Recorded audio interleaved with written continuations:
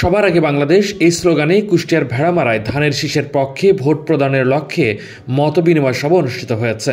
বৃহস্পতিবার বিকেলে উপজেলার ধরমপুর ইউনিয়নের উত্তর ভবানীপুরে অনুষ্ঠিত উক্ত সভায় প্রধান অতিথি ছিলেন কুষ্টিয়া ২ আসনের বিএনপির মনোনয়ন প্রত্যাশী অবসরপ্রাপ্ত লেফটেন্যান্ট কর্নেল মোহাম্মদ শামসুজ্জামান খান। অবসরপ্রাপ্ত ক্যাপ্টেন এভিএম আফজাল হোসেনের সভাপতিত্বে এই মতবিনিময় সভায় বিশেষ অতিথির বক্তব্য রাখেন মোহাম্মদ মনিরুজ্জামান মুনিব। এ সময় লেফটেন্যান্ট কর্নেল মোহাম্মদ শামসুজ্জামান খান বলেন, আমি কুষ্টিয়া ২ আসন থেকে মনোনয়ন চেয়েছিলাম। দল এখান থেকে একজনকে সম্ভাব্য প্রার্থী ঘোষণা করেছে। এটা চূড়ান্ত নয়।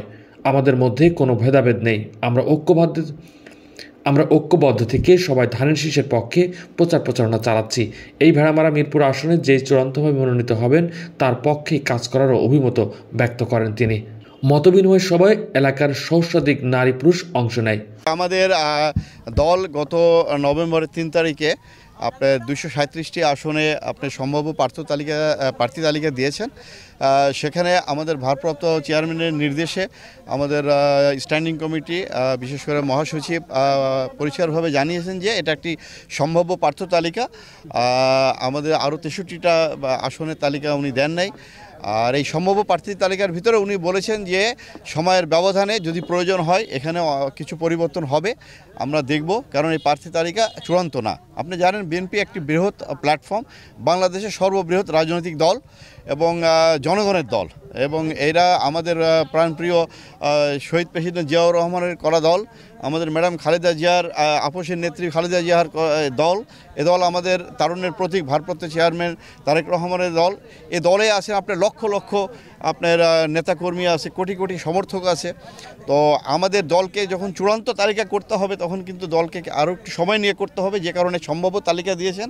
আমরা প্রত্যেকটা আসনে দেখা গিয়েছে ৪ জন ৫ জন ৬ জন আছে। আমাদের এখানেও আমরা ৪-৫ জন প্রত্যাশী ছিলাম। এখন পর্যন্ত সম্ভাব্য প্রার্থী হিসেবে একজনের নাম ঘোষণা হয়েছে।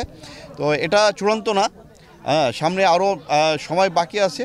তো আমরা ঐক্যবদ্ধ থেকে আমরা ধানের শীষের জন্যই ভোট চাচ্ছি। আমাদের যে যারা আমরা এখান থেকে নমিনেশন চেয়েছি, আমাদের কারোর ভিতরে কিন্তু কোনো বিভেদ নেই, আমরা কিন্তু কারোর প্রতিপক্ষ না। যেহেতু এটা সম্ভাব্য প্রার্থী, আমরা মাঠে এখনও সবাই আছি, আমরা সবাই ধানের শীষের ভোটের জন্য প্রচারণা চালাচ্ছি।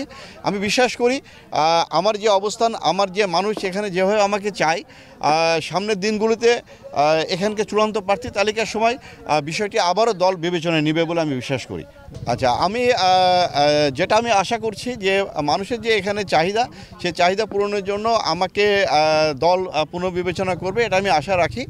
আর যদি সেক্ষেত্রে দল যদি মনে করে যে না, সম্ভাব্য প্রার্থী যাকে দেওয়া হয়েছিল তাকেই রাখা হবে, আমি নিশ্চয় তার সঙ্গে কাজ করব, কারণ দলের যে চূড়ান্ত আদেশ সেটাকে মেনেই আমরা এগিয়ে যাব। কারণ ধানের শীষে ঐক্যবদ্ধতা অতীতে ছিল, এখনও আছে, ভবিষ্যতে থাকবে ইনশাআল্লাহ। আপনাদেরকে এতটুকু বলতে চাই যে মানুষ কিন্তু পরিবর্তন চাচ্ছে, এবং আমার সামরিক জীবনে আমার দীর্ঘ একটি অভিজ্ঞতা আছে কাজ করার। সেখানে আমি সততার সাথে দেশের জন্য কাজ করেছি। আপনি জানেন যে বিডিআর বিদ্রোহ নিয়ে আমার একটা ভূমিকা ছিল, যে কারণে আমি পতিত সেই স্বৈরাচার ফ্যাসিস্ট সরকার শেখ হাসিনা সরকারের রোশানলে পড়ি, এবং আমাকে কিন্তু লেফটেন্যান্ট কর্নেল র্যাঙ্কে চাকরি থেকে তাকে বের করে দেওয়া, আমাকে বাধ্য করে এই র্যাঙ্কে অবসরে যেতে। আমাকে কয়েকবার অ্যারেস্ট করার চেষ্টা করে, আমাকে বহুবার আপনার বিভিন্নভাবে আপনার গোয়েন্দা দ্বারা নিগৃহীত হয়ে আমাকে ধরে ধরে রাখতো, বিভিন্ন জায়গায় বসিয়ে রাখতো, আপনি আয়নাঘরে নেওয়ার চেষ্টা করে। তো আমি জুলাই আগস্টের আন্দোলনের সময় কিন্তু আমি প্রত্যক্ষ ভূমিকা রাখি।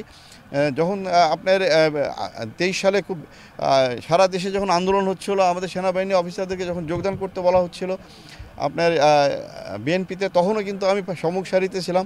জুলাই আগস্ট আন্দোলনের সময় আমরা কিন্তু ডিউসেসগুলোতে যে মিছিল করেছি সেখানেও আমি সম্মুখ সারিতে ছিলাম। তো আমি একজন মনে প্রাণে আপনার বিএনপির একজন কর্মী।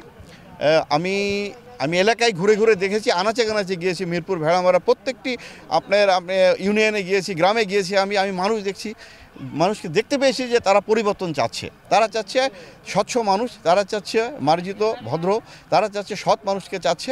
সামনের দিনগুলিতে যারা তাদেরকে সময় দেবে, তাদের জন্য কাজ করবে। কারণ অতীতে ভেড়ামারা মিরপুরে যে উন্নয়ন হয়েছে, যতটুকু কাজ হয়েছে, সেখানে প্রচুর ঘাটতি আছে, এখানে অনেক ধরনের সমস্যা আছে। তারা বিশ্বাস করে যে আমি যদি এখান থেকে মেম্বার অফ পার্লামেন্ট হতে পারি, এমপি হতে পারি, তাদের সেই ইচ্ছা পূরণ হবে। আমি তাদের চোখে দেখতে পাচ্ছি।